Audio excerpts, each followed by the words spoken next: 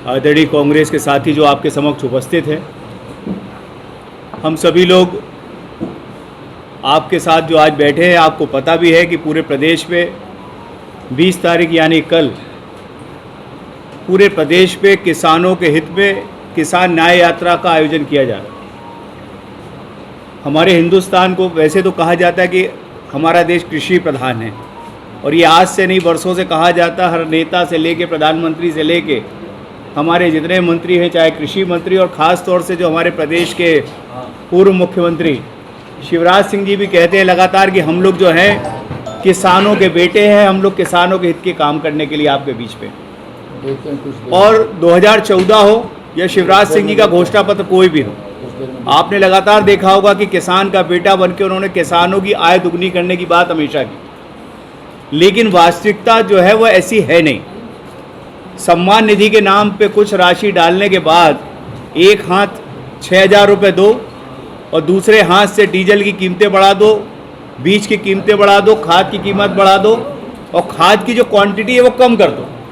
ये हिंदुस्तान में आपने पहली बार देखा होगा कि कीमतें बढ़ रही हैं और बोरियां छोटी हो रही। सोयाबीन को लेके पूरे प्रदेश में इस समय जो कांग्रेस की मुख्य मांग है कि 6,000 रुपये की कीमत किसान को उसकी मिलना चाहिए। जब ये मांग कांग्रेस की तरफ से उठी तो उन्होंने उसको उठा के 4800 रुपये 92 कर दिया, जबकि खुद जो सरकार के आंकड़े हैं वो जो लागत मूल्य है वो बताते हैं कि 4550 रुपये लागत मूल्य। अब जब लागत ही मूल्य 4550 आता है तो किसान जो है उसकी कमाई, जो उसकी खुद का घर परिवार और जो श्रमिक है, इन सब की जो खर्चे वो कैसे निकलेगा। और जो आय दुगनी की बात वो करती है सरकार, वो कैसे होगी। आपको याद होगा घोषणा पत्र 2700 रुपये गेहूँ की कीमत, 3100 रुपये धान की कीमत, ये घोषणा पत्र में भारतीय जनता पार्टी ने अपने दिखाया था। ऐसे ही उन्होंने लाडली बहना के नाम पे 3,000 रुपये तक करेंगे, ये भी उनका एक वादा था।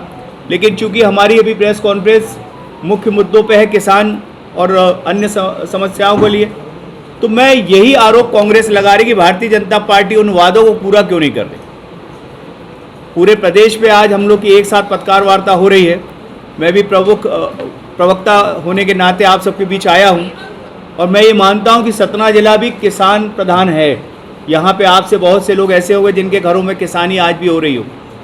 हम लोग भी किसानी बहुत बड़े रूप में तेरी छोटे रूप में जुड़े हैं, लेकिन किसान की जो समस्या है, लाइट 24 घंटे मिलती नहीं।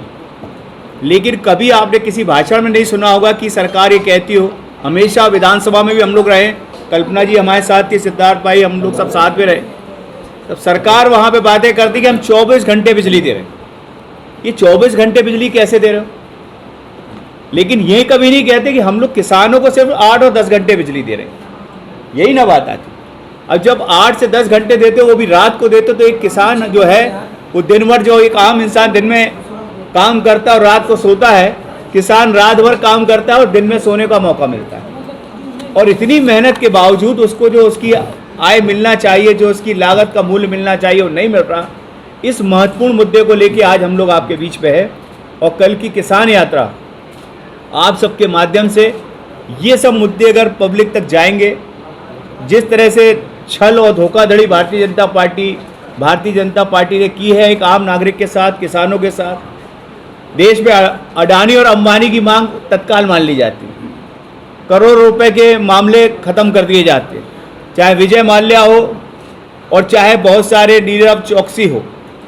वो 8-8 लाख करोड़ लेके भाग जाएंगे, लेकिन उनके खिलाफ कुछ नहीं कर पाती सरकार। जबकि चौकीदार जो कहते थे कि हम नारे रहते, न खाऊंगा न खाने दूंगा, लेकिन आज जो हालात है किसानों के हित में सरकार कुछ कर नहीं पा रही, जिसमें जीतू पटवारी से लेके हमारे क्षेत्र के विधायक जो हमारे प्रत्याशी रहे हैं, हमारे ब्लॉक अध्यक्ष, हमारे अध्यक्ष, ग्रामीण अध्यक्ष, सब लोगों की मिलीजुली ताकत के अनुसार, और हमारे किसान भाई जो पार्टी के नए भी हैं लेकिन इससे पीड़ित हैं, हम सब उनका आह्वान करना चाहते हैं आपके माध्यम से कि हर वो किसान जिसको तकलीफ महसूस हो रही है कि उसकी सरकार में उसकी आवाज़ नहीं उठ रही। और आपने देखा होगा ना सिर्फ हमारे कांग्रेस पार्टी, बल्कि जब से मांग कांग्रेस पार्टी ने उठाई है, हमारे कई किसान संगठन की सड़कों पे है और भोपाल तक प्रदर्शन हो रहे हैं। तो मैं आप सबसे उम्मीद करता हूं कि हमारे किसान भाइयों के हित पे जो हमारी न्याय किसान यात्रा है, इसके लिए आप लोग अपने अखबारों में, अपने मीडिया में, सोशल मीडिया में और इलेक्ट्रॉनिक में इसको सम्मानजनक स्थान देंगे, जिससे हमारे किसानों की इस लड़ाई को हम लोग और बड़े बृहद स्तर पर लड़ सकें। ये लड़ाई सिर्फ कल के आंदोलन तक नहीं है, ये लड़ाई आगे भी जारी रहेगी। इसीलिए आप सबका अथक जो कहना चाहिए सहयोग जो है वो प्रार्थनीय है। और मैं आपसे उम्मीद करता हूं कि हमारे जो सतना के इसके अलावा न्याय किसान यात्रा में उन मांगों को भी कल हम लोग देंगे जो हमारे लोकल सतना की है। उसके लिए मैं चाहूँगा हमारे विधायक साथी सिद्धार्थ। किसान न्याय यात्रा सिविल लाइन चौराहे से हम लोग इकट्ठा होंगे, ट्रैक्टर रैली के साथ हम लोग जाएंगे और कोतवाली चौक तक ट्रैक्टर जाएंगे, उसके बाद ट्रैक्टर वहां से ड्राप हो जाएंगे। ऐसा हम लोगों ने तय किया है। और महंगाई, बेरोजगारी, भ्रष्टाचार, ये सारे तमाम मुद्दे हैं जो प्रेस नोट में मैंने उल्लेखित किए हैं। यही मेरा कहना है। लोग इकट्ठा होंगे और 11 बजे से हमारी ये किसान यात्रा प्रारंभ होगी और ये राजेंद्र नगर, जवाहर नगर, भवारी होते हुए हम सब लोग कांग्रेस कार्यालय तरफ बहुत बहुत इस वार्ता में स्वागत है। सभी हमारे सम्मानित नेतागण, सम्मानित हमारे पत्रकार साथी, हमारे प्रदेश कांग्रेस के निर्देशानुसार कल किसानों के हितों की लड़ाई के लिए कांग्रेस कार्यकर्ता सड़कों पर होंगे और ट्रैक्टर रैली के रूप में एक सांकेतिक प्रदर्शन किया जाएगा, जिसमें हमारे तमाम विधानसभा के प्रत्याशी, तमाम जनप्रतिनिधि और तमाम साथी उपस्थित होंगे। साथ ही सतना ज़िले के किसानों के साथ जिस तरह का दुर्व्यवहार हो रहा है, चाहे जब वो खाद वितरण का समय हो तब किसानों को ब्लैकमेल किया जाता है, या जब किसान अपनी फसल लेके फसल बेचने के लिए जाता है तब उनको ब्लैकमेल किया जाता है। ये भी एक बहुत बड़ा मुद्दा है।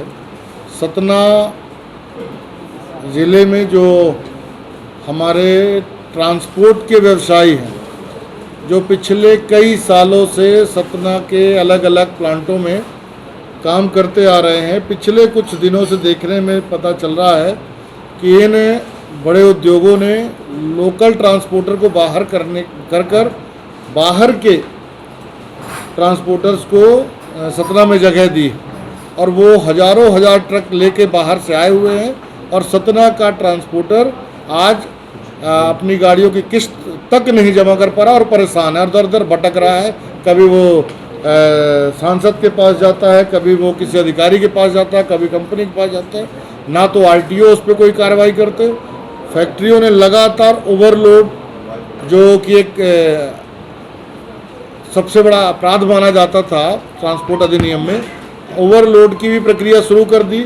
रेट इतने गिरा दिए हैं और रेट गिराने के बाद बाहर के ठेकेदारों को काम देके वो ओवरलोड ट्रक चला रहे हैं, जिससे हमारी सड़कें आज जो टूट रही हैं, आसपास की इलाके की जो भी सड़कें आप देखेंगे तो हर जगह की सड़क टूटी हुई है, चाहे वो रीवा की रोड हो, चाहे मैयर की रोड हो, चाहे वो नेशनल हाईवे हो, तमाम, और शहर की रोड आपसे छुपी नहीं है। तो इसके लिए भी हम लोगों ने इस में प्रस्ताव रखा है कि इस विषय को भी हम प्रशासन शासन के सामने रखेंगे कि इसमें भी सुधार हो, नहीं तो इसमें भी हम आंदोलन को आगे बढ़ाएंगे। धन्यवाद।